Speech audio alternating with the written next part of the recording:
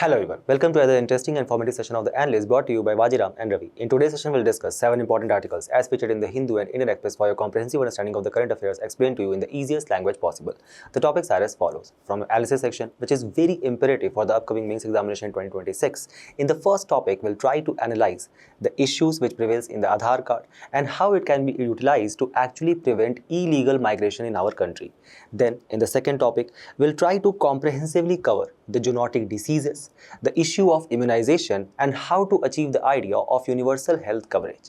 Then, we will also have a mains value addition where we'll actually provide you some very important data for the mains examination which will help you to write very good value added answers. Then, from your kind of prelims pointers, we'll take up 4 news. We will try to add some value addition and simplify the news for you. So, stay tuned. So as the news today states, no new Aadhaar card for adults will be issued by the government of Assam without a spatial verification process. Why? To actually prevent the illegal migrants from obtaining this unique identification number. The issue which forms an important component of your GS2 paper, that is government policies, its interventions and the issues arising from it, as well as you guys can also link it with the GS3 topic of internal security. So, from the perspective of upcoming mains examination, let's first try to assess the emerging debates revolving around the Aadhaar card. So, very recently, the idea of citizenship and what documents we can basically furnish to actually prove that we are citizen of India, that has been quite in the news number of times. The reason for that was actually provided by the spatial intensive revision exercise which was introduced by the Election Commission of India in the region of Bihar to actually create electoral rolls for the state legislative assembly election. Now, the idea is, who can actually authenticate that whether we are citizen of India or not? So that responsibility has actually been given to the Registrar General of India, who basically functions under the Ministry of Home Affairs and is actually required to basically implement certain directive by the law. The law is Citizenship Act of 1955. There are 2 important directives. First is that the central government may compulsorily register every citizen of India and issue them a national identity card. Second, to actually create a national register of Indian citizen by actually verifying the citizenship status of all the people in the National Population Register. So, National Population Register basically consists of Indians as well as foreign citizens who are living together. It is basically the responsibility of the central government to identify which of them actually form the citizen of the country and then include them first in the National Register of Indian Citizen and also provide them a national identity card. So when the Election Commission of India stated that it is going to conduct this spatial intensive revision exercise to actually identify the non-residents of the state of Bihar as well as non-citizen of India who are basically living as a kind of illegal migrants in the region of Bihar, does it had any legal and constitutional basis? The answer is yes. Article 324 of the Constitution itself provide Election Commission of India some plenary constitutional powers to conduct, supervise and revise the electoral rolls from time to time. Section 21 of the Representation of People Act of 1950 basically lists Election Commission of India as an authority to conduct such a special intensive revision. Section 28 of the same act basically states that Election Commission of India can actually give binding directions to the Chief Electoral Officer of that particular state regarding any such documents which are required from the resident to prove their inclusion in the electoral roll. Keep this in mind that Supreme Court also upheld this role of Election Commission of India in the Public Union Civil Liberties Judgment of 2003, where it stated that yes, indeed, Election Commission of India may specify identity and verification requirements. So basically, Election Commission of India listed down 11 such documents which the people of Bihar could actually furnish to the electoral officers in the region to prove that yes, indeed, they are resident of Bihar, keep this in mind, and not citizen of India, right? What were these documents? The original documents.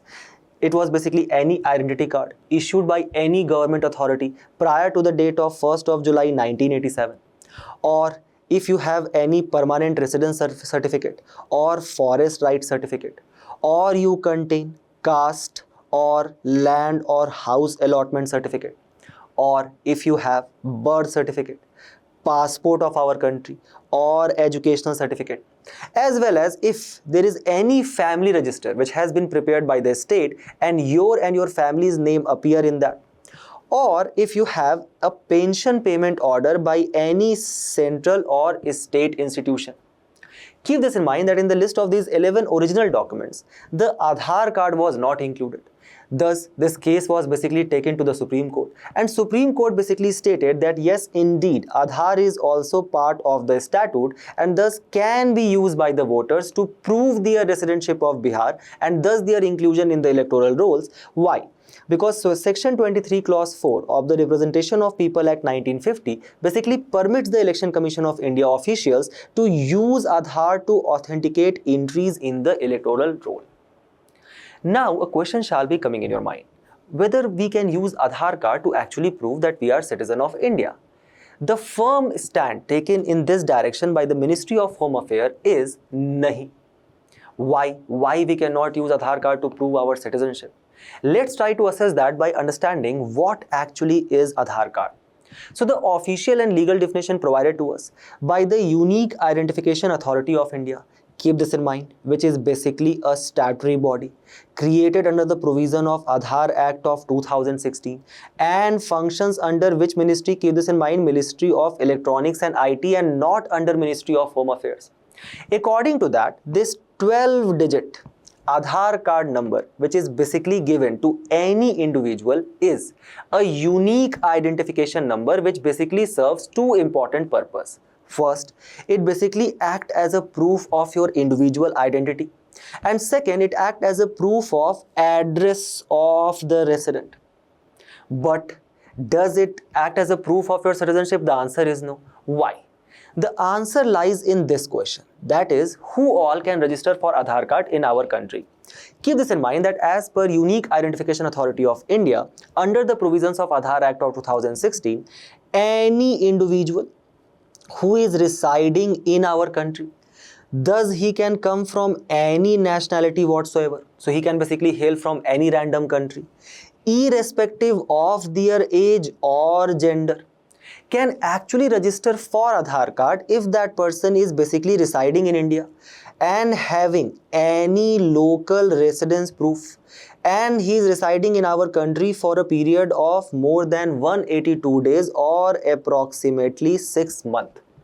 So for the purpose of your memorization, create a unique memory that let's say there is a girl who is 5-year-old who is hailing from an African country of Ethiopia. Can this girl of 5-year-old can avail Aadhaar card in our country if she is residing in our country for more than 182 days? The answer is absolutely yes. So obviously it cannot act as a proof of citizenship. The major purpose is that it basically provides a kind of a unique identity which is basically unique for each individual, and this will be valid for their entire lifetime. Now, second question, can Aadhaar card is actually considered to be a mandatory provision for availing any kind of government services? This was also the question which appeared in your prelims 2020 paper.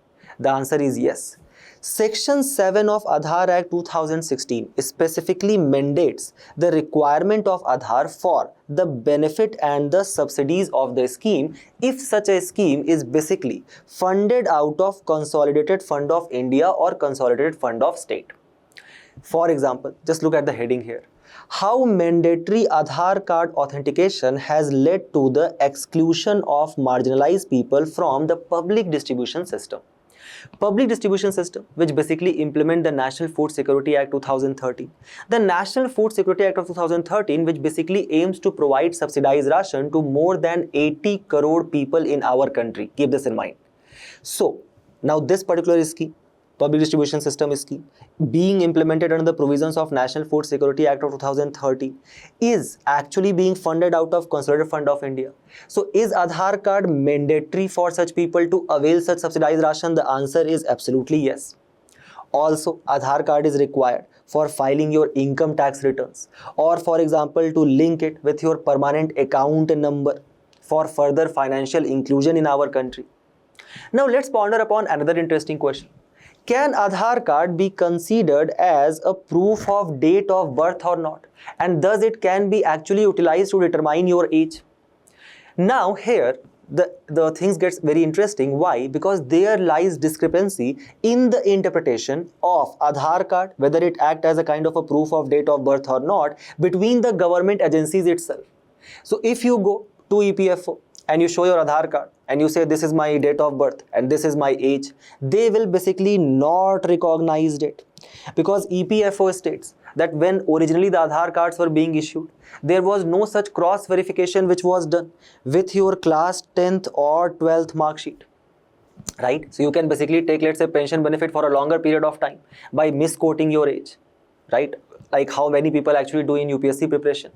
But as per the Election Commission of India, does Aadhaar card basically act as a proof of date of birth and thus can be used to determine your age? The answer is yes. Because if Election Commission of India is actually using Aadhaar card to include you in the electoral roll, then as per the 61st Constitutional Amendment Act of 1989, which basically establishes in our country a concept of universal adult franchise, which basically implies that the moment you people actually become 18 years of old, you are eligible enough to elect your representative in the parliament and state legislature. Thus, Election Commission of India is required to ascertain your age. If they are considering Aadhaar card for electoral roll, it's very obvious that they will consider the date there as a kind of a proof of date of birth. Also keep in mind what Aadhaar card is absolutely not. So no profiling in your Aadhaar card can be done on the basis of caste, religion and language, and that's why these details are completely absent. Second, it is not mandatory for every Indian resident to possess the Aadhaar card. That's why if you people had filled the form for this year UPSC examination, UPSC also asks you whether you want to use your Aadhaar cards for identity verification or not. If not, there were other documents which were listed for your verification. Also, any such information which you are providing in your Aadhaar card, this information will obviously not compulsorily or mandatorily available to all public or private entities. So each public or private entity, if they want to access the information which is listed in your Aadhaar card, they first require the permission from the government. As per the Bombay High Court versus State of Maharashtra 2022, the kind of a larger opinion which was taken by the Bombay High Court itself was that how this provision of Aadhaar card has actually facilitated large-scale financial inclusion in our country. First and foremost, by doing what? By promotion of transparent and good governance. So let's say, for example, we were discussing about the public distribution system itself, which is actually linked with your Aadhaar card, thus kind of providing you a unique identity number with which we can actually identify the primary beneficiary under the scheme. Thus, who all can actually avail the subsidized ration under the provisions of National Food Security Act of 2013. Don't you think such a provision has actually led to decline in the bogus accounts which used to exist? Thus kind of actually reduce the siphoning of ration and thus have actually ensured financial propriety. It has also curbed down the middlemen who actually used to kind of siphon these rations and thus lead to the black marketing or hoarding of food which used to take place. Second, let's say, for example, it has actually facilitated the direct benefit transfer mechanism by linking these Aadhaar cards with your Jan Dhan account and further linking it with mobile interlinkages, thus creating the jam trinity. So for example, right now, let's say, for example, if you are going to avail the LPG cylinders, the government basically provides subsidy for that under Pahal as well as Ujjwala Yojana. So when government is providing this subsidy per LPG cylinder, first and foremost, you buy that cylinder at MRP only. But the moment you register yourself as a beneficiary, the government now transfer the subsidy directly into your account. Thus basically kind of eliminating all the middlemen which used to exist, the red tapeism or bureaucratic hurdles which used to exist, where you were basically required to pay certain incentive to these petty agents and petty officials to actually avail such subsidized cylinders. Don't you think that has significantly led to the reduce down of the corruption as well? Further, such linkages with Pradhan Mantri Jan Dhan Yojana accounts and Aadhaar as a document sufficient enough for opening the bank accounts, basically the governance model has reached to the bottom of pyramid and has led to the provision of income support to the Antyodaya, to the marginalized people. Thus, right now, as per the RBI data itself, there exist more than 50 crore plus bank account which has actually been opened under the Pradhan Mantri Jan Dhan Yojana, providing a lot of marginalized people to actually have access to such beneficiary schemes by the government. Also, you can store your data on DigiLocker link with Aadhaar card. There is a mandatory linking of your Aadhaar card with your voter ID card, thus kind of reducing down the bogus accounts which used to exist there also. As well as the linkage with PAN number has further led to what? Financial inclusion. Ultimately, focusing upon the people-centric governance. But there is another side of the coin as well, and that is the persisting issues which prevails in the Aadhaar card. First and foremost, how we can actually link it with the issue of internal security. Very recently, when Assam government has taken this step, which we are going to discuss further, they basically stated that there is a directive by the Supreme Court itself, where Supreme Court has actually directed the government to take such a step to filter out such illegal migrants which are living in our country. Because such infiltration is actually considered as an economic offense to take unlawful benefits of the resources of country. Anyway, as a country, we are basically trying to sustain 18% of the global population, with a population more than 146 crore right now. And how by the year of 2100 we are basically going to become one of the most populous country in the world. So anyway, we have limited resources. Then there are illegal migrants who are coming to our country, and they are basically trying to take such unlawful benefits of the resources. Thus, it is very important to filter out such people, and for that purpose to create that specific national identity card which we are discussing about. When we talk about Aadhaar card, there exist several fundamental issues in that. First is the biometric verification failure. So for example, you are required to give your fingerprint as well as your retina scan which takes place, and with that is basically linked to your Aadhaar card.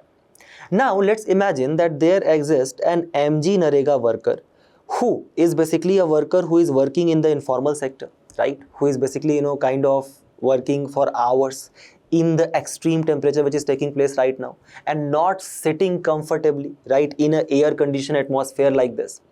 Don't you think that there chances are that the fingerprint which was actually registered for Aadhaar card years back, now that fingerprint might have changed, and that can actually lead to what? A biometric verification failure. So there is a kind of a negative impact which is faced by the informal economy and the hard labor, leading to the issues of deletion of fingerprints. Or for example, there are people who are elderly or people who are facing disabilities. So change in iris and retina can actually take place, right? If such people who are actually eligible beneficiaries, they are coming from marginalized communities, they are coming from the depressed section of society, but they are actually not included in the provisions of various government benefit schemes. Why? Because it is mandatory for them to have the Aadhaar card.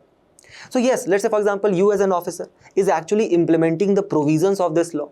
Are you an honest officer? Yes, absolutely. But don't you think that will actually lead to the issue of false negative, where you will actually end up excluding the rightful beneficiaries, leading to what? The failure in the delivery of public services. Because now the public services is not being directed by the principle of natural justice, where it actually showcases lack of compassion and empathy in you as a kind of officer. That is exactly what happened. No Aadhaar, no food. Girl aged 11 died begging for rice, says the Jharkhand family. Why? Because the child's family was refused the subsidized food, allegedly because their ration card had not been linked to this Aadhaar unique ID. Second, the technological hurdles which is faced because of the lack of digital infrastructure which prevails specifically in the tier 2 cities, tier 3 cities and the rural areas, where such large scale biometric authentication being done for Aadhaar card require what? Uninterrupted power supply, smooth functioning of point of sale machine POS machines, adequate mobile and internet connectivity, smooth functioning of data repository services. For that purpose, let's refer to the Center for Internet Studies report. which basically says that how 54% of people in the rural area, they basically lack any kind of smartphone, or there still exists 46% of villages in our country which does not have fast internet based connectivity, leading to what? The issue of such fast false negative. Then another issue which is being discussed by Supreme Court here, and in that direction the kind of the steps which is being taken by the government of Assam, the issue is the duplication of Aadhaar card. So as per the current data provided to us by the Unique Identification Authority of India itself, there exist more than 144 crore plus card holders. Our population itself is approximately 145 to 146 crore. It seems like almost each and every person in our country has got Aadhaar card. So there is a lot of such duplication of Aadhaar card done on the same number, done on the same identity, as well as misuse of that identity is taking place as well. Just look here, fake Aadhaar card used for property registration. Madras High Court direct the sub-registrar to file police complaint. How the specific litigation which was filed in the Madras High Court stated that a signed rental agreement and a 182 stay in one location, that itself makes a person statutorily eligible to apply for an Aadhaar card. And thus it is very easy for you to avail such Aadhaar card being used as an entry document to actually infiltrate and obtain other Indian records, from ration cards to passports. That has emerged as another issue. Second, there also exists data security concern, because a lot of reports state that, let's say for example, you have given your Aadhaar card and you have linked that with your Jan Dhan account in the bank.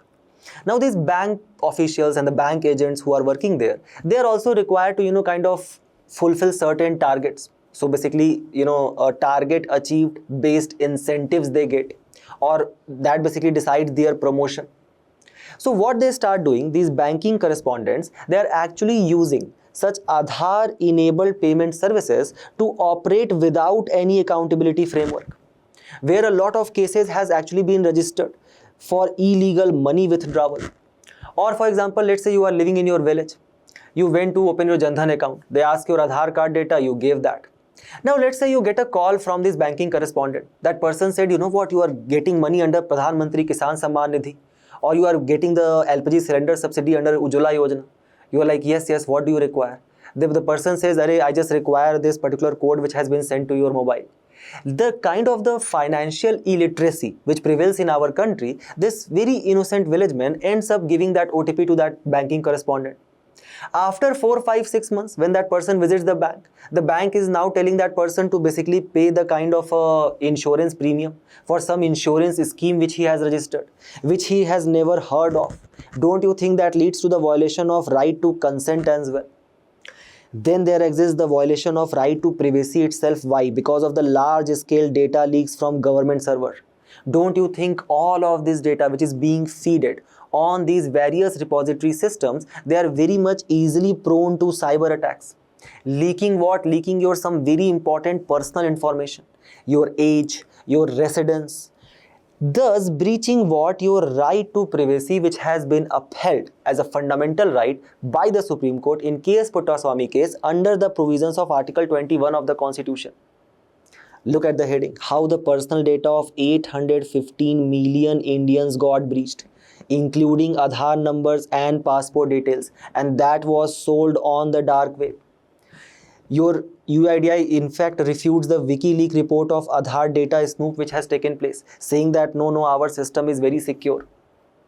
So basically, there are certain suggestions or certain steps which can be taken. One such innovative suggestion has actually been provided to us by the Center for Internet Study, which has said that we can actually follow the global best practices to shift from Aadhaar card to smart cards. Now what is this? Smart cards basically act as some very specific alphanumeric codes. So now let's say for example, we are conducting the census and we are collecting the data for each person. Now what we can do, we can actually end up providing a unique ID number to each and every individual. And only this unique ID number is actually shared with various government entities or private entities. So let's say for example, if I am going to collect my SIM card, instead of giving my Aadhaar card to them, I can actually give this smart card to them, which basically contains this unique ID number. Through that, that person can actually basically assess that yes, indeed, I am the resident or I am the citizen of our country. Even if the government is basically transferring me, right, any kind of, let's say for example, direct benefit transfer under any scheme, instead of availing my Aadhaar card, which basically contains all of my personal information, a specific code can be created for this unique ID number. A specific PIN can be provided. I can basically end up dialing that PIN, and thus I can avail the direct benefit transfer given to me by the government. Thus what is required? It is actually required to limit the use of Aadhaar card in the public domain, where for each and every basic services also we are required to share our personal details. Second is to actually link Aadhaar card with the Digital Personal Data Protection Act of 2023 to actually limit the sharing of our personal data, specifically with the foreign entities law, like for example, even to register for any small services related to the Google. In this direction, the Aadhaar Amendment Rules of 2025 has basically taken a kind of a positive step, where it said that, let's say for example, there is an entity like Google in our country. And for certain services, the Google is basically asking for Aadhaar card data, or you are required to basically provide an ID based authentication. This can only be availed by the Google by first taking the permission by the concerned ministry. Only then Google can actually ask for such thing. In this direction, there was a Supreme Court ruling of 2018 also, which basically specifically restricted such private entity usages of such personal data related to Aadhaar and various other documents. The today's article has specifically stated that how Assam cabinet has decided to stop Aadhaar card being issued in the state through the regular enrollment process to people aged 18 and above, to actually prevent illegal immigrants from obtaining the unique identification number. Even when you people will be writing for the steps taken to strengthen the internal security, write this particular point, attempt this particular question, and we move forward to the next news, where the emerging cases of Nipah virus outbreak which is taking place in Kerala, it actually throws light on the issue of zoonotic diseases, the concept of immunization in our country, and achieving the targets of universal health coverage, which forms an important component of your GS2 paper under the larger theme of health and governance. What is the context of the news? So Kerala's health minister has basically said that the 3 close contact of 43-year-old Nipah infected patients have tested negative for the virus, thus indicating that a community-wide spread of lethal zoonotic disease is unlikely at the current juncture, but the possibility is not completely outrightly rejected. So first and foremost, from the prelims perspective, what is Nipah virus? Nipah virus is basically a zoonotic RNA virus which is basically transmitted from animals to humans. And the major carrier of this Nipah virus is your Peropus fruit bat, also called as flying foxes. Keep this in mind that flying fox is the largest bat species which is actually found in our country and has actually been listed in the category of vermin in the Wildlife Protection Act of 1972. The name is flying fox, but it majorly basically dines upon fruit, and that's why it is also called as fruit eating bat. The first outbreak of such Nipah virus was actually discovered in a country that is Malaysia in the year of 1998. Keep this in mind that there exists no vaccination at all for such virus, that is Nipah, and thus repeated outbreaks which takes place in our country since the year of 2001, there exists a fatality rate of 40 to 75%.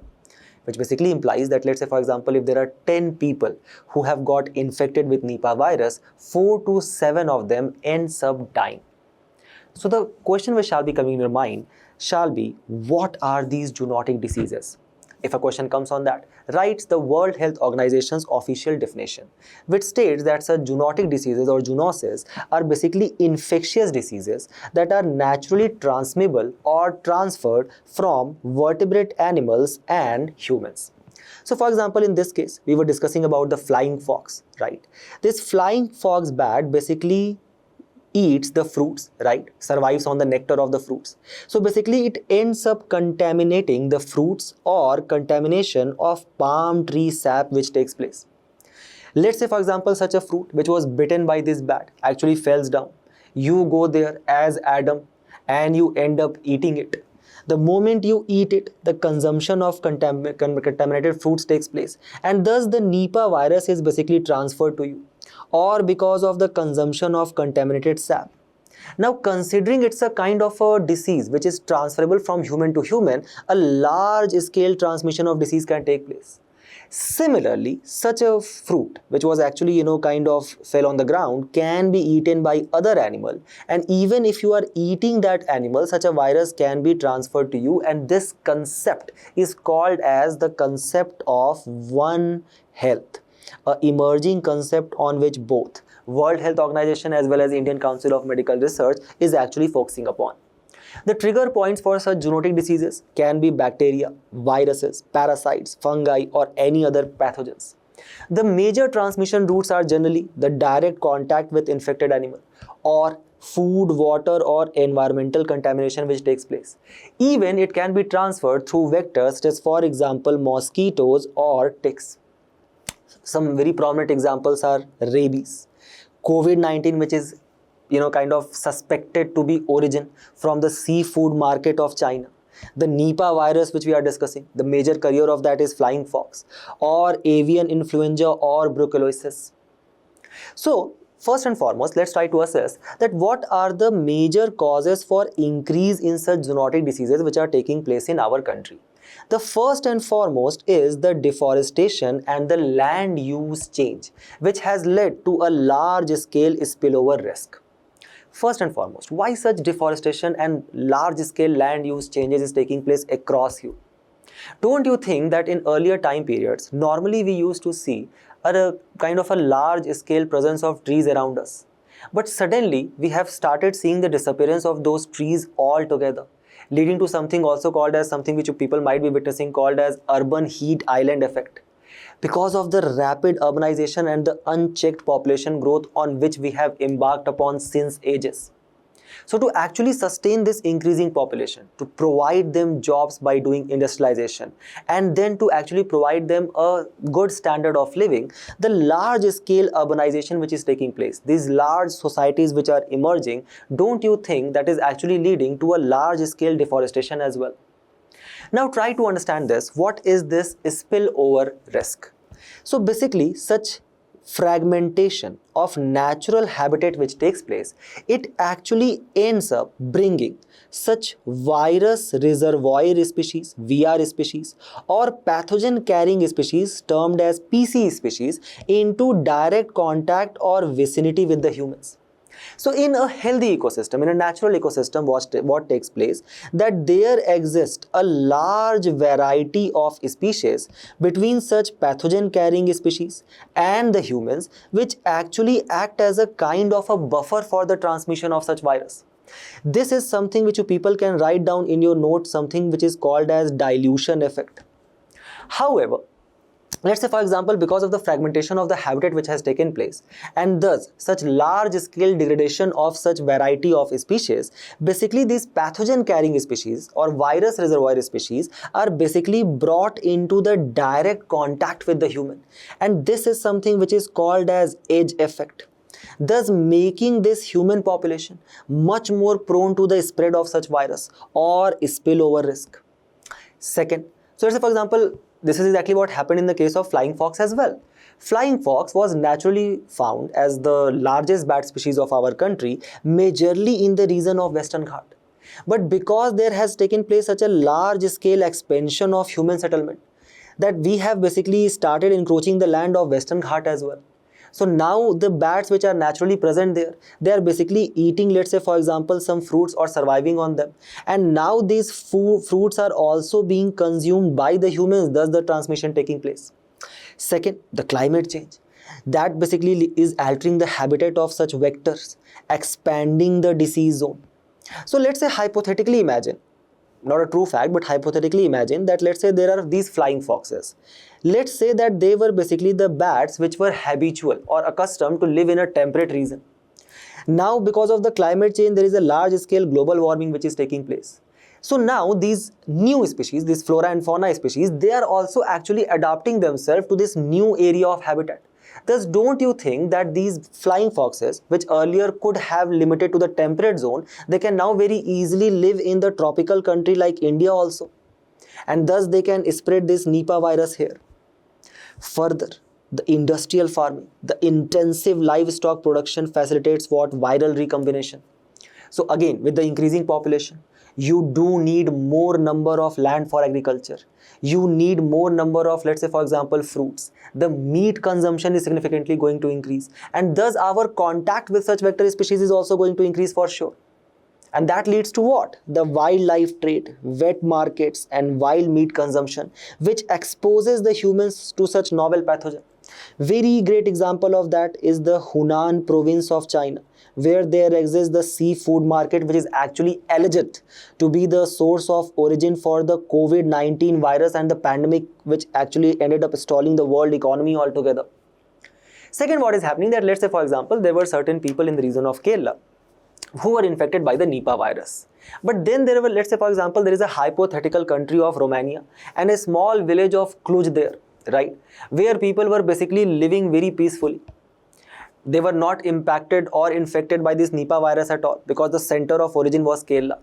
But there was a person in Kerala who was basically scrolling on Instagram reels and came across this beautiful town of Cluj. And he said that, okay, I am going to visit this, right? Why? Because of the relative deprivation. Suddenly the people actually want to go to such scenic locations which they see on social media. And the increasing global travel and trade. Leading to what? Leading to such virus infected person who obviously not knowingly ends up visiting this town and thus end up infecting the people there also. Leading to the increasing burden on our country which is battling now the triple burden, the infectious diseases, the non-communicable diseases, and such emerging zoonoses. As per the research conducted by Indian Council of Medical Research, 8.3% of such 6,948 outbreaks which were reported under this, kind of the disease surveillance program, they were zoonotic in the nature. Highest cases were caused by Japanese encephalitis, followed by leptospirosis and scrub typhus. The largest share actually came from northeastern states where the meat consumption is very high, followed by southern states and the western states. The point is that majority of such emerging zoonotic diseases actually ends up leading to unequal burden on the marginalized people who majorly rely on the government healthcare services, who cannot afford a kind of a high out-of-pocket expenditure, and thus they do not have equal access to these emerging vaccines, kind of a high-cost healthcare services which they can actually avail.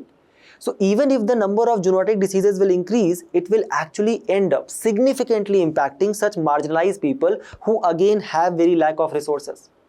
So for that purpose, a kind of a concept of universal health coverage, which focus upon the concept of One Health and majorly on the preventive healthcare in the form of immunization started developing by the very date of 7th of April 1948, the date on which World Health Organization was established.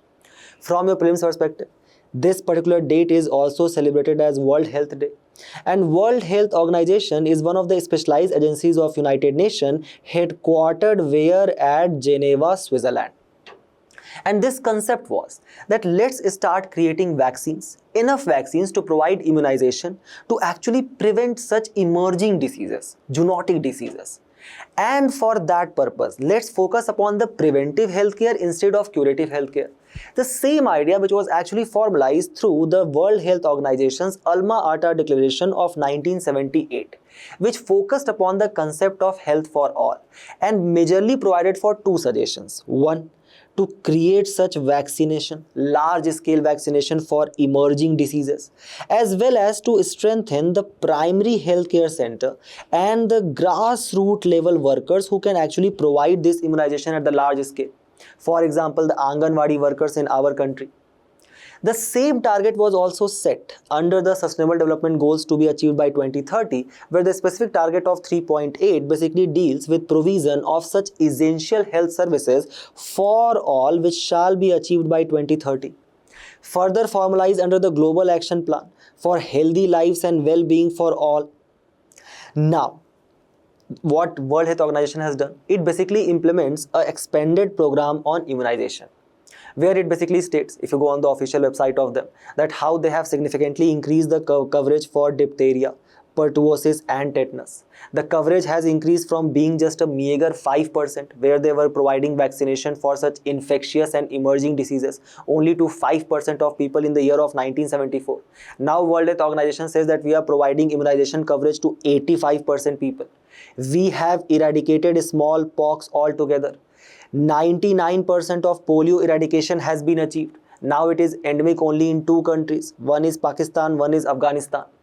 It also applauds the global vaccination efforts which was taken for COVID-19, where the countries basically ended up making vaccination at large scale because of the kind of the alliance, vaccine alliance which was created at that point of a time. India also led with the front and launched an initiative to actually help other countries in the time of despair, specifically the global south. Can anybody name what was that initiative which was taken by our country to provide vaccination coverage to various countries at that point of a time? Thus, there is a target called as Immunization Agenda of 2030. Very important to quote in your GS2 paper, which basically aims to reduce by 50% the number of children who are missing out on such vaccine for infectious and zoonotic diseases. Achieve 90% coverage for essential vaccines which are given in the childhood and adolescence, and introduce 500 new vaccines in the low and middle income countries. Just following the Alma Ata Declaration, our country also launched a universal immunization program which has been rebranded as Indradhanush program, which was launched as an expanded program on immunization in 1978. But at that point of a time, it was limited only in urban areas. However, in the year of 1985, it was renamed as India's Universal Immunization Program and further expanded to Tier 2, Tier 3 cities as well as rural areas. Now, some of you might ask a question that, sir, how the central government is providing such large scale vaccination for immunization, right, to actually prevent such infectious and zoonotic diseases? Because there can be a center-state tussle. Because the entry 6 of a state list, the public health basically forms an important component of a state list. Then how there can be a legislation which has been enacted by the central government on that? How such universal immunization program can be a central sector scheme? Keep this in mind that there is an entry 29 of concurrent list also, which basically provides or directs the central government to prevent any such contagious diseases from one state to another. Following which, under this universal immunization program, we basically provide vaccine for 12 vaccine preventable diseases at zero cost. Vaccines are available at national level for 11 diseases: diphtheria, pertussis, tetanus, polio, measles, rubella, rotavirus, hepatitis B, meningitis, severe form of tuberculosis, pneumonia which is caused by influenza type B. Then there is vaccine which is available subnationally at regional level for one diseases, and that is Japanese encephalitis. In the states where Japanese encephalitis is much more prone to take place, like for example UP, West Bengal, Jharkhand, some northeastern states, your Telangana, Tamil Nadu, etc. The Ministry of Health and Family Welfare website also states their achievement, says that how we have basically reached to 3 crore plus pregnant women and 2.7 crore plus newborns annually are being vaccinated. But then there also lies several persisting challenges, keep this in mind. First and foremost is that there is a UNDP report which, keep in mind, that it actually applauds India's vaccination efforts and immunization effort and says that how India has achieved a immunization or vaccination of 93% of the population. So that basically implies that out of 100 people, 93 of them are actually vaccinated against various infectious and emerging diseases. But when we talk about even 7% of the people of more than 140 crore population, keep this in mind that amounts to approximately 9 to 10 crore people. And thus there exists what, as per UNDP report, local inequalities. There exist a large scale small pockets which has very low coverage of immunization in states like, for example, Bihar, UP, Jharkhand, various northeastern states, where such large scale immunization of vaccine has not taken place, penetration of vaccine has not taken place. Then try to understand this when we are talking about these marginalized people who are actually much more higher percentage of kind of vulnerability which they have to such kind of diseases like Nipah virus, for example, do you think they have accumulated enough human capital? Like they have enough amount of education, or let's say, for example, enough amount of healthcare accesses to various kind of services? The answer is absolutely no. So there does lies a lack of awareness and vaccine hesitancy among such people, where they still try to kind of treat their newborns instead of these advanced vaccine, but with kind of some various traditional mechanism. Even in the educated population, there exists the concept of short-term memory effect. So for example, there was once upon a time, just few years back, where all of us was putting a large scale impetus on sanitation, on our hygiene. We were actually wearing masks at every public places, which could have curtailed down the spread of such zoonotic disease at a large scale. But why we suddenly completely stopped that practice at all? Because of this short-term memory effect. Then let's say, for example, such marginalized people who are getting impacted by such diseases, where they will actually get this vaccination in the primary healthcare services. Does there exist a good state of primary healthcare infrastructure in our country? Just look here. As per the report, right, they look at the kind of the shortfall which exists in the rural community health center, rural primary health center, or urban primary and urban community health center. This is the report which is provided to us by the Rural Health Statistic of 2021, published in the year of 2023. There exists a lack of government medical families. Even if there, let's say, for example, exist such medical facilities, there exists a huge gap in the sanction post of specialists at the community healthcare centers, according to this Rural Health Statistic.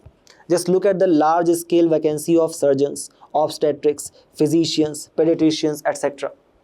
So as per the World Health Organization's recommendation, there shall take place at least one specialized doctor per 1,000 people. However, in our country, there exists one such doctor out of 1,834 people in our country.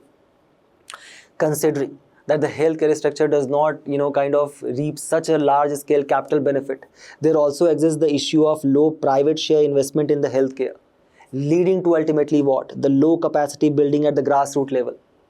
Look at the increasing number of communicable diseases in our country. TB, malaria, COVID pandemic. India has emerged as world's TB capital, keep this in mind, 2.5 million plus cases annually. Then there are some new age health threats which are emerging: diabetes, hypertension, cardiovascular diseases. Such non-communicable disease accounts for over 65% of all deaths in India. As per the Lancet report, the cumulative loss of $6.2 trillion by 2030 will start taking place in our country by the by these non-communicable diseases which are taking place. So in this direction, what are the steps which has been taken by the government? What are the government interventions for zoonotic diseases? First and foremost is Integrated Disease Surveillance Program. For what? For early detection and monitoring of zoonotic diseases. For improved outbreak reporting and rapid response system. Then the government has also launched One Health Mission, following the directive by the World Health Organization, to coordinate the surveillance between human and animal health sector, for further research and information sharing among health agencies, so that maybe we can end up developing some kind of vaccine for this Nipah virus. Then there exists a National Animal Disease Control Program to actually identify the diseases which are taking place in animal and to curb them down there themselves, to not be transferable to the human population, to control, let's say, foot and mouth diseases and brucellosis, for example. Just look here, National Animal Disease Control Program, which was actually launched in the year of 2019 to target foot and mouth and brucellosis. 100% vaccination of cattle, buffalo, sheep, goat and pig population. The idea is to control this by 2025 and eradicate foot and mouth disease by the year of 2030 itself. It actually leverages this National Digital Livestock Mission framework to enable real-time data management and decision making. And further, it will help our country to actually achieve the disease-free status as per the standard of World Health Organization for animal health. Keep this in mind. There also exists a National Center for Disease Control to coordinate intersectoral zoonotic disease management and to also combat the emerging issue of antimicrobial resistance to animal antibiotic misuse. A simple question I want to answer. If you people can comment them down just by thinking and not searching. What is this concept of antimicrobial resistance and how it is actually linked with the concept of zoonotic diseases? Just ponder upon this question, try to write this, and we move forward to the next news. Where from the perspective of means value addition, we will try to cover a very important scheme today, which is right now being implemented at the state level, but you people can actually include this suggestion to be implemented at the national level in your mains paper as a kind of a best practices which is being followed by certain state government. What is the news? So the BMC actually plans Ladki Bahin style aid for domestic workers, which has basically appeared in Indian Express on the page number 11. The context is basically a report which was published by the State Bank of India called as EcoRap report, which said that if the ladies who are doing their household chores, right? So for example, the men go to work, the men go to war. So they have gone to the war and for their work. And these female who are basically residing in the house, they are doing all of these domestic chores and everything. If they are paid for their job, it will be equivalent to 7.5% of our country's GDP. Keep this in mind. Many of the time, this unpaid domestic work, which is actually done by housewives, domestic helpers, the family members, that is not accounted at all and lead to various issues. Why? Because it remains out of the purview of economic policy of the state altogether. And thus it basically leads to lack of financial independence among these women, even though they are significantly working throughout the day, putting numbers and hours of efforts. But because it is just not generating any monetary value, it basically leads to lack of financial independence for them, and thus they do not have that much of a decision-making capability in their household. Thus, very easily, it leads to what? Enforcement of gender hierarchy and patriarchal norms. Then it also leads to a concept which has been coined by the World Bank called as time poverty. What is time poverty?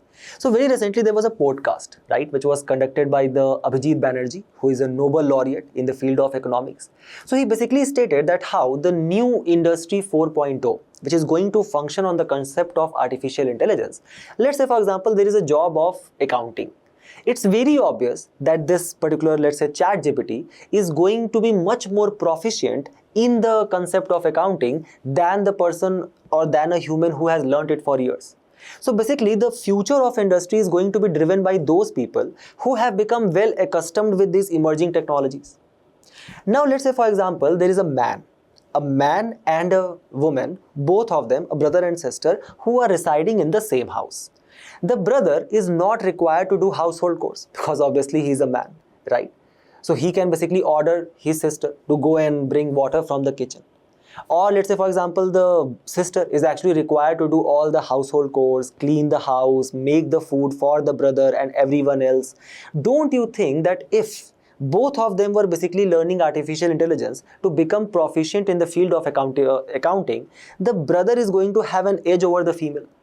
Why? Because the female is facing the lack of time because she is required to do this household chore just because of her gender.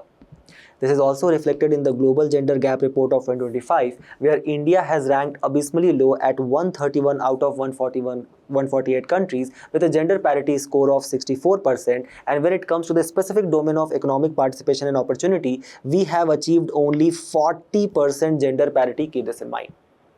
So to actually recognize such workers, there are two schemes which are currently being discussed and implemented in the government of Maharashtra. First is Majhi Ladki Bahin Yojana, where a direct benefit transfer of 1500 rupees on monthly basis is being done to the account of female workers. Those female who basically belongs to the family which has an annual income less than 2.5 lakh rupees per annum, and these women basically belongs to the age of 21 to 65 years. Similarly, there is another scheme which is being discussed called as Swabhiman Nidhi, where the idea is to provide a monthly stipend of 1500 to 2000 rupees to these women. But that particular scheme will not contain any upper age limit at all, and it will be aiming specifically at the women who are employed in such informal sector, such as for example domestic helps and cook. So basically, don't you think that will strengthen the women empowerment? That will provide further, kind of decision-making capability and financial independence to these women. That will ultimately lead to more financial inclusion of these women. For these topics, you can also quote the data which we have taken from the Live Mint, where there was a report which said that the women's unpaid domestic work totals 1640 crore hours daily worldwide. Women across the world work for these many hours every day without any salary. And this unpaid domestic work of women account for 7.2% of our country's GDP. Just look here, Indian women do the maximum domestic work among the BRICS countries and are not paid. If we talk about the average time spent in a day person, using the time use survey which is conducted by the Ministry of Statistics and Program Implementation, just look at the number of time which basically the female actually kind of invest per minute in a day in employment related activities. Compare that with male. Look here the discrepancy which lies in the learning, or for example in the unpaid volunteer trainee and other unpaid work, or for example in unpaid caregiving services for household member. Remember all of these data, and we move forward to the next news, where we'll talk about the concept of safety of Indians, specifically the maritime security in the region of Indian Ocean, which is being very vividly discussed right now, and about a very important organization. What is the context of the news? The death of Indian seafarers Aditya Sharma, Shivanand Chaurasia and Patnala Suresh who are basically aboard Settle below are a stark reminder of the risks which are borne by those who sustain global commerce. In the aftermath of the recent attacks on merchant vessels, the debate has actually emerged within the maritime circles over the role of so-called such sanctioned vessels and what international organizations are actually doing to safeguarding such seafarers. And can such attack which is being done by other countries leading to the death of nationals of other countries or citizens of other countries, can it actually lead to some repercussions between the relations of two countries or not? That basically forms the emerging challenges of maritime security for India, because the US recent attack on 4 vessels in Indian Oceans led to with Indian seafarers on board and led to the death of these people. Also, some other emerging challenges are the maritime disruptions which has been caused by the conflict in West Asia. For example, the Iran-Israel war.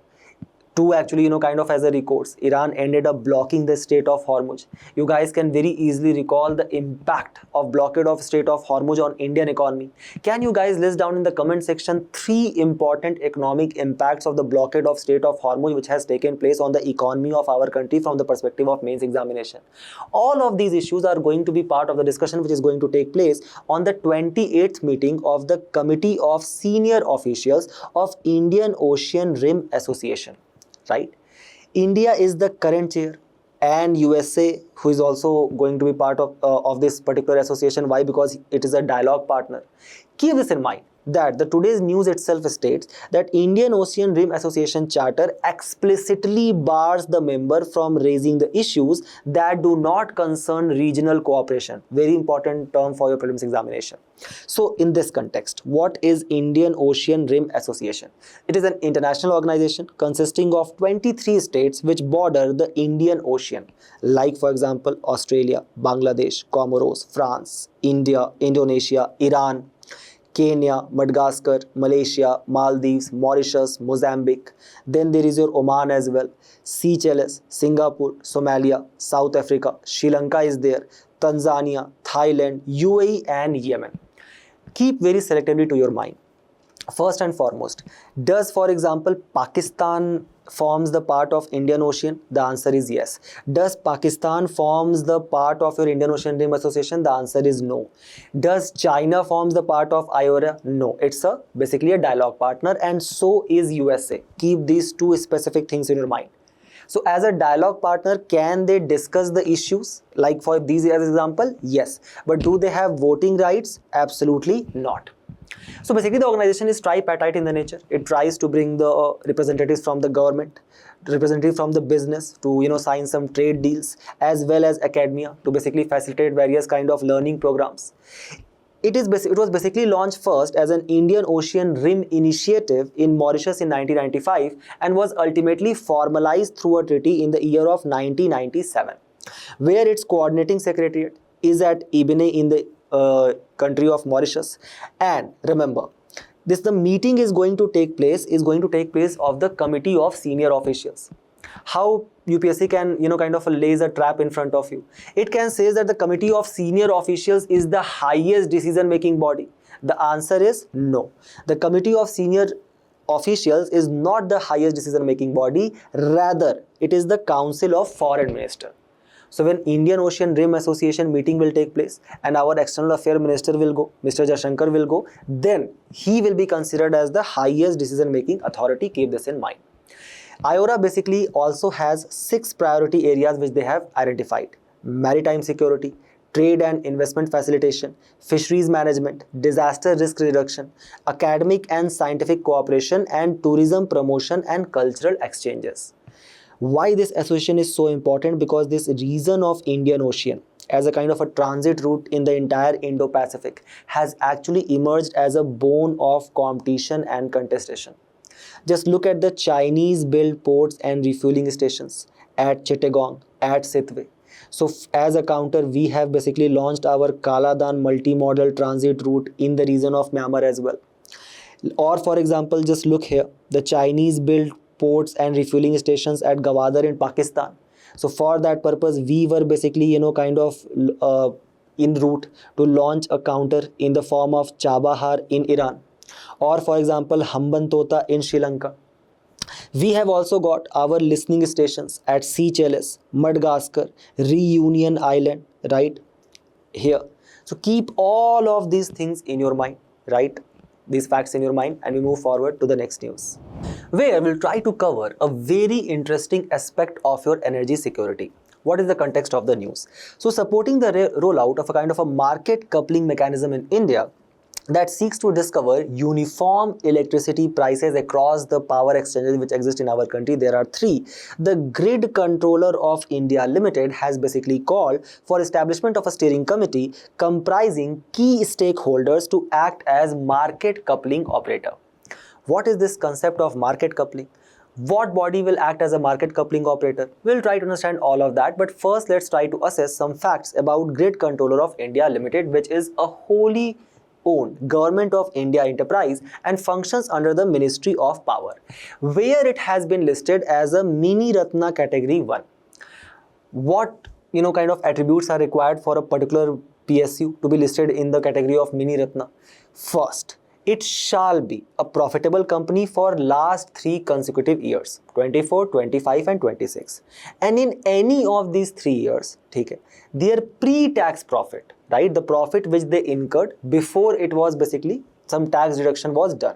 So pre-tax profit was at least 30 crore rupees in at least one of these 3 consecutive years. As well as that company shall be capable enough to have a capital investment of at least 500 crore rupees or equal to their net worth, whichever is lower. Keep this in mind. The major function performed by the Grid Controller of India Limited is for seamless and uninterrupted operation of Indian power system, for which it basically regulates 2 important things. One is it operates National Load Dispatch Center, NLDC. So it basically keeps on regulating that what is the power demand which is coming from the consumer and what is the power supply which is being generated by the various generators and being sold by the distribution companies at various platform exchanges. Second is it basically manages the renewable energy certificates as well. Keep this in mind. So, what are the functions of a market coupling operator? To discover uniform electricity prices across 3 different power exchanges which exist in our country. First is Indian Energy Exchange, which basically controls over 90% of the power exchange which takes place in our country, which basically rejected the proposal of Grid India to act as a kind of a market coupling operator. Keep this in mind. Next 2 are your Power Exchange India Limited as well as your HXPL which exists there, right, supports the Grid India Limited as the market coupling operator. The Grid India Limited basically said that such adoption right, of market coupling on the European model of round robin implementation will actually leads to the much more power security. Why? Because of the creation of single point of failure. So in case of power supply disruption, if it takes place, so let's say for example there are three power exchanges which exist. Let's try to understand what is a power exchange. Power exchange, like for example Indian Energy Exchange, is nothing but a market platform where electricity is bought and sold through competitive process. So let's say for example I become the generator X with which UPSC has fallen in love with. So I am basically a power generator where I am generating X amount of power, and I am saying that I am going to sell this power at Y prices. Then there are a lot of distribution companies who are coming to basically purchase this power, and they are bidding for the effective price discovery which is taking place. Okay? Now try to understand this. Let's say for example, if there is a kind of a failure of power generation which takes place on the behalf of these generator. So basically the power supply being sold at the exchange platform has actually kind of significantly reduced down. But as a discom, as a distribution company, you are required to basically give the power to your consumer. So you are basically bidding for this short supply of power. Now for this effective price mechanism, if there exists a market coupling operator, don't you think it will lead to a single price discovery mechanism? What is market coupling? Which basically ends up aggregating all the bids from all power exchanges to determine a uniform market clearing price across the country.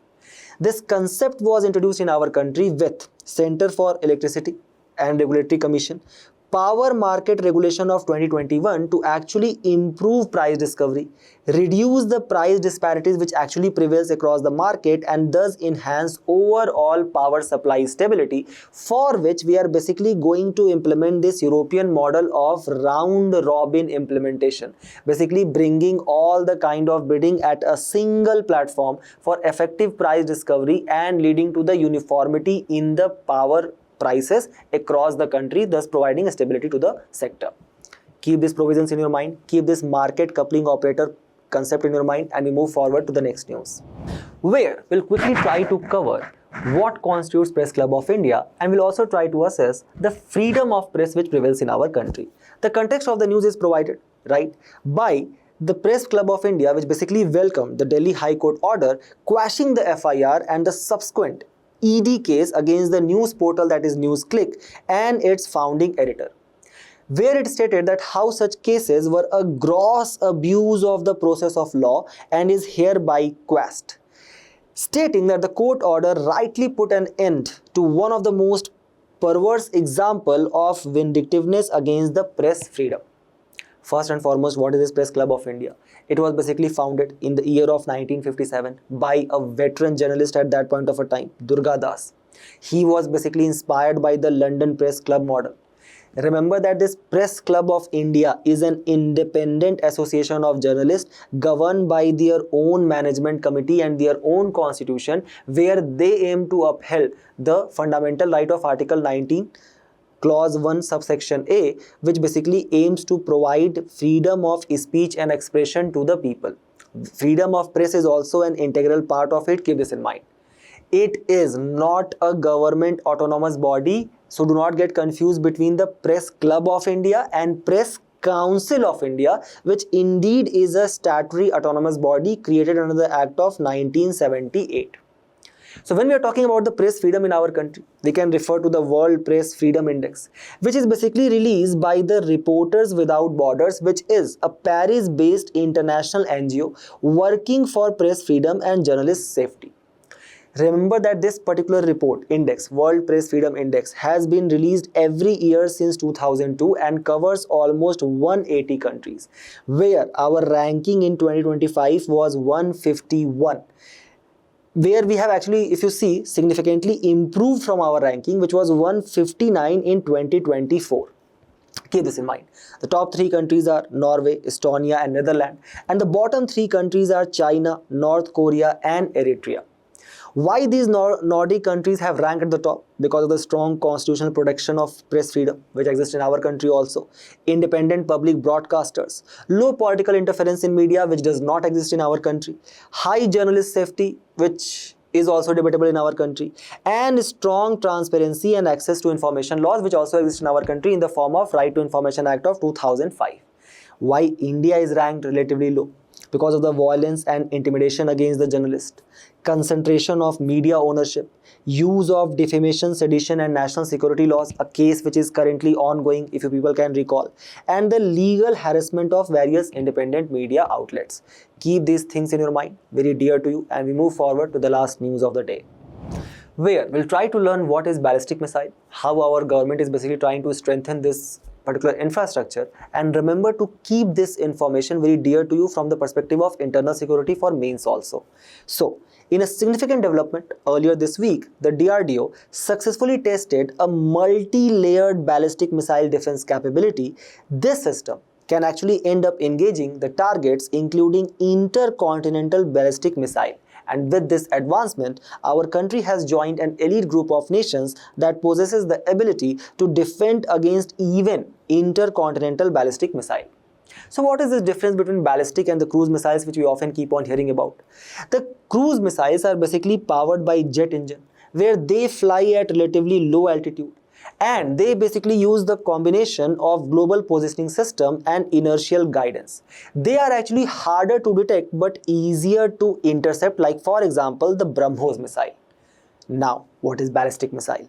These are rocket powered for initial boost phase, and they basically follows a kind of a ballistic trajectory where they actually utilizes the satellite and GPS powered. They are much more easier to detect but harder to intercept. Why? Because of their higher speed, like for example Prithvi and Agni missile. So BrahMos could have the same performance characteristic as for example Russia's Zircon missile which has been in the news. Keep this in mind that as a country we are basically party to the Missile Technology Control Design, which allows our country to develop a missile with a range of over 300 km and weighing more than 500 kg, but not to export it to the other countries. Also, this is your Agni 5, which is a nuclear capable intercontinental ballistic missile. Keep this in mind, which has a range of more than 5,000 km or the ability to reach to the northernmost China. The missile was tested from the Abdul Kalam Island of Odisha's coast. And these are the specific features of Agni 5 which you shall remember from the perspective of prelims examination. With this, we have reached to the end of our discussion today. Do not forget to attempt the questions at the end of the video and test your knowledge. We will meet in a very interesting discussion very soon. Till then, all the very best for your preparation and thank you.